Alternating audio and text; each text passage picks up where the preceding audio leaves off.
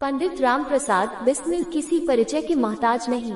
उनके लिखे सरफरोशी की तमन्ना जैसे अमर गीत ने हर भारतीय के दिल में जगह बनाए और अंग्रेजों से भारत की आजादी के लिए वो चिंगारी छेड़ी जिसने ज्वाला का रूप लेकर ब्रिटिश शासन के भवन को लाक्षागृह में परिवर्तित कर दिया। ब्रिटिश साम्राज्य को दहला देने वाले काकोरी कांड को रामप्रसाद बिस्मिल ने ही अंजाम दिया था। सन 1897 में पंडित मुरलीधर की धर्मपत्नी ने द्वितीय पुत्र को जन्म दिया। इस पुत्र का जन्म मैनपुरी में हुआ था। संभवत वहाँ बालक का ननिहाल रहा हो।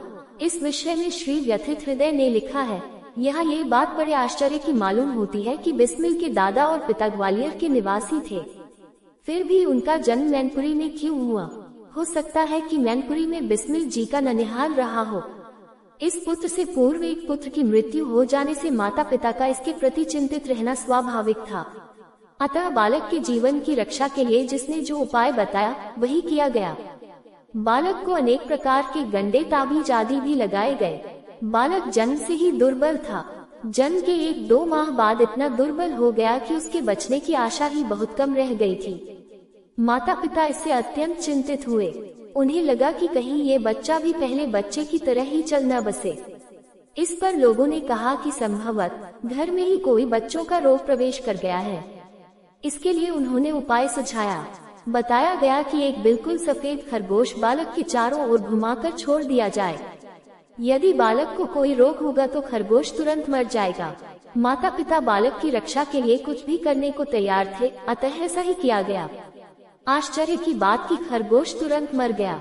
इसके बाद बच्चे का स्वास्थ्य दिन पर दिन सुधरने लगा।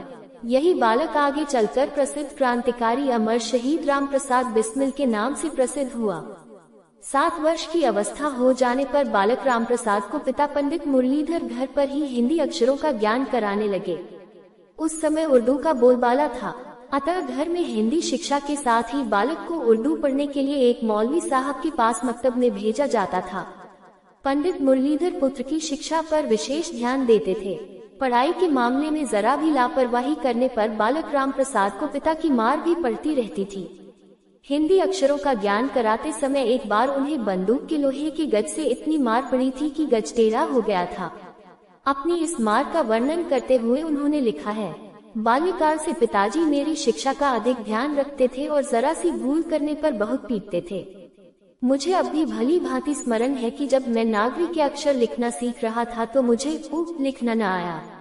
मैंने बहुत प्रयत्न किया, पर जब पिताजी कचहरी चले गए तो मैं भी खेलने चला गया। पिताजी ने कचहरी से आकर मुझसे लिखवाया, मैं न लिख सका। उन्हें मालूम हो गया कि मैं खेलने चला गया था। इस पर उन्होंने मुझे बंदूक के लोहे के गज से इतना पीटा कि गज टेढ़ा पड़ गया। मैं भागकर दादाजी के पास चला गया, तब बचा। इसके बाद बालक रामप्रसाद ने पढ़ाई में कभी असावधानी नहीं की। वह परिश्रम से पढ़ने लगे।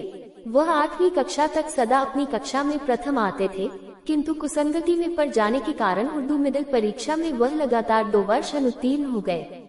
बालक की इस अवनति से घर में सभी को बहुत दुख हुआ। 2 बार एक ही परीक्षा में अनुत्तीर्ण होने पर बालक रामप्रसाद का मन उर्दू की पढ़ाई से उठ गया। उन्होंने अंग्रेजी पढ़ने की इच्छा व्यक्त की, किंतु पिता पंडित मुरलीधर अंग्रेजी पढ़ाने के पक्ष में नहीं थे। वह रामप्रसाद को किसी व्यवसाय में लगाना चाहते थे। अंततः मां के कहने पर उन्हें अंग्रेजी पढ़ने भेजा गया।